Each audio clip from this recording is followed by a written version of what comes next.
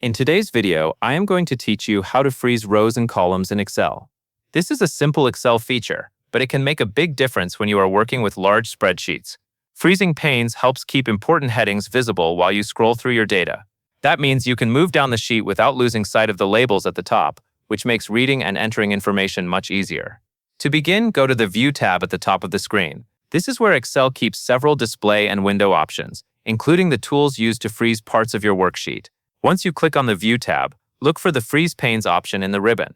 It is usually grouped with other window-related controls, so it should be easy to spot. Next, click the Freeze Panes button.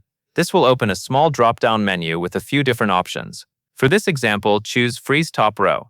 This option is useful when your column headers are in the first row and you want them to stay visible as you scroll downward through the worksheet. After you select Freeze Top Row, Excel will apply the setting immediately. You will see a thin gray line appear just underneath row 1. That line is the visual indicator that the top row is now locked in place. Even when you scroll further down the page, row 1 will remain visible at the top of the screen. This is especially helpful when you are working with tables, reports, or lists that contain many rows of information.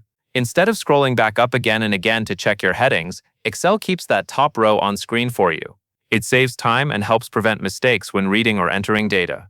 If you do not notice the gray line right away, try clicking back into the worksheet and scrolling down a bit. The frozen row should remain visible, confirming that the feature is active. It is a quick way to improve navigation and make your spreadsheet easier to work with. That covers everything you need to know.